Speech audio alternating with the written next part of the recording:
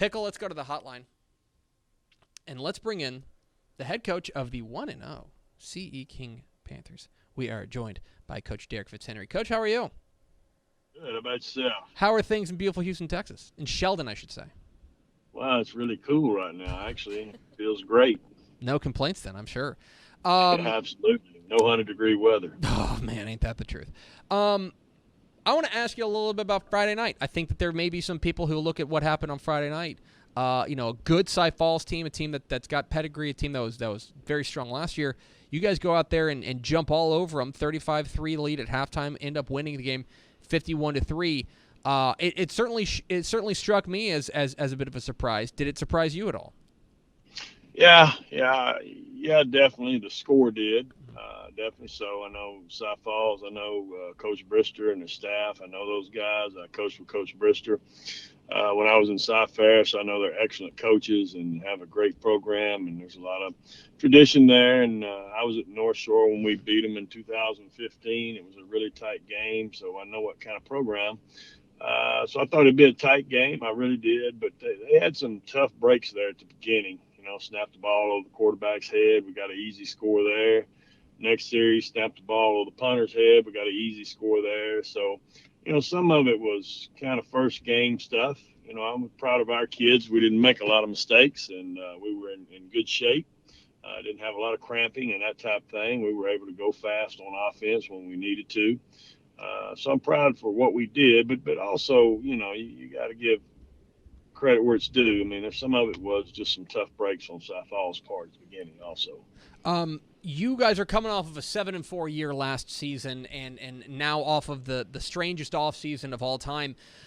Were you in week one, after the delay, after not knowing if and when you guys are going to play, do you feel like your kids were you worried about what they were going to look like going out there? And I imagine if you were pleasantly surprised. Yeah, I can't say I wasn't worried, but at the same time, I mean, we're in Sheldon, so I've been through this.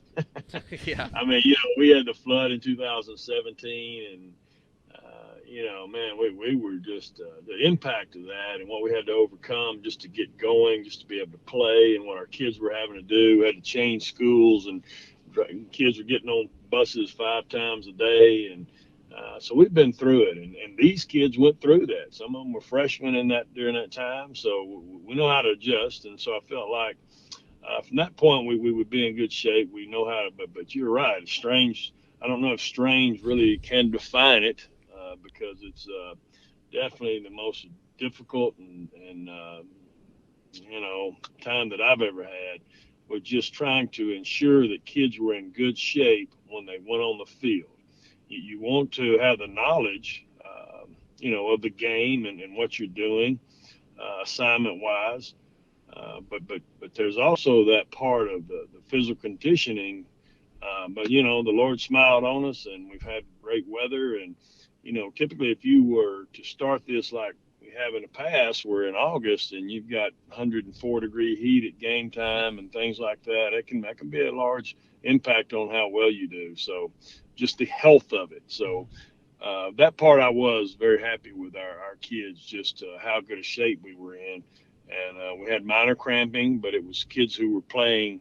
Our running back carried the ball several times. I think he had 154 yards. So, on first game night, you carry the ball that many times and have that many yards, you're allowed a cramp or two.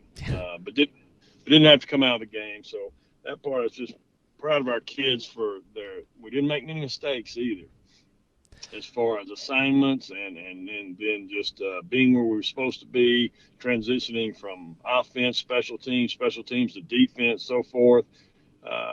So yeah, I'm just proud of the coaches too, just really because we've had times where we've had 14 days where we couldn't see the kids because we had to quarantine everybody. So it's not only have we missed the spring ball, but we also had 14 days during the summer that we couldn't. And then we had another break and then another break. And so really getting probably 4 good weeks in before this game. So I'm just happy with everybody, really am. We're talking with Derek Fitzhenry, the head coach of the Houston CE King Panthers here on Texas Football Today. Get involved in the conversation at hashtag TF Today. Coach, I'm a I know that the style of offense and program you run, you're not a guy who asks your quarterback to go out there and throw the ball 50 times a game. But I know you ask a lot of your quarterback. Those are two different things. And you got a guy this year in Cameron Kinchin who was a strong as a junior last year, now a senior. He throws for 2 touchdowns, runs for another pair of touchdowns. What did you see from your signal caller on Friday night, and what can you tell us about this young man? Yeah, Cameron's, we got a lot invested in Cameron. Cameron's got a lot invested in being a quarterback. He played 10 games as a freshman and 10 games as a sophomore on the JV, and then 11 games as a junior. So, got a lot invested, and he a lot of time at quarterback. He understands the role.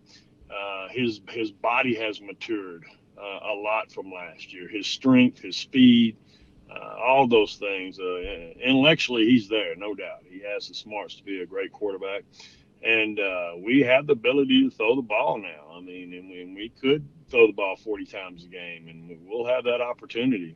But, you get in a game and you're running the ball effectively. You want to stay with it and take those opportunities when they present themselves for big plays in the passing game. But overall, he just has his physical maturity is much different from last year, much different. The experience obviously helps playing varsity football, but then when you pack on 15, 20 pounds of muscle, when now you're running a 4.5, 4.4 instead of a 4.8. I mean, that's just a different football player out there now. So he's a dual threat, and he's definitely he's got some small college interest, but I think at the end of the season he'll have some larger colleges look at him.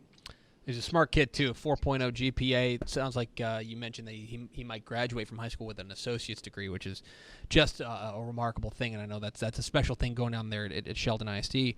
Coach, I want to ask you a little bit about your district. It is I don't know who you made mad at the UIL, but you should maybe give them a call. No doubt. In there with North Shore, Westbrook, Atascocita, good Summer Creek team, Humble and Kingwood squads that can routinely be a pain to play. When you take a look at that, I know obviously a lot of time between now and then, or some time between now and then. But when you take a look at your district, what's your perspective? Just an awesome district, But honestly, I mean, that's where we want to be. And then you say that and knock on some wood. I mean, we would like to be competitive in that district, but it gives you a chance to measure yourself.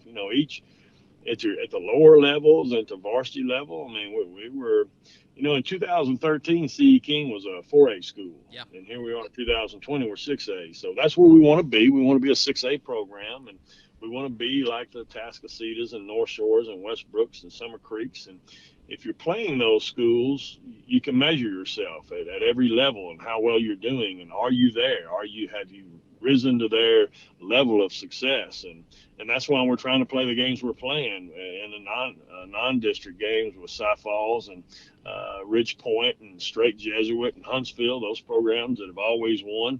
That and other people refuse to play us, but it is. I just really think there's, every one of those teams in this district could play for a state championship. I really do. You could get on a good run, and I think Summer Creek's the only team that wasn't in the playoffs last year, and I think the only reason that happened is because they had some injuries. I think if they hadn't had the injuries, they'd have been in the playoffs. So you're really looking, and I think 2 years ago, I think they went 3 or 4 deep. So it's got to be one of the best, if not the best, districts in the state of Texas. And then it continues Friday. There's no rest for the weary. 7 o'clock at Clay Stadium. You guys are taking on Straight Jesuit, a team obviously that made a deep playoff run last year. Interesting in the sense that they have not played a game yet. This is going to be their opener. Don't want to ask you to give away your game plan, but when you take a look at what you guys are up against on Friday night, what are you seeing? We haven't seen them play. We don't have any film on them. All we can do is watch a film from last year, and it's really impressive to me with their execution, the way they execute everything that they do. And we've played Westbrook, and that's kind of where we've gotten our film from, is us playing Westbrook after they've played them, so we can kind of look at some film from the past. We don't know what they're going to do here, but from the looks of it, they do what they do, and they do it really well. And they have high IQ kids, and they play their technique, and you can count on them not to make many mistakes. And just some really, really nice athletes up front, defensively and offensively. Number 99 and 92, and them some special looking kids.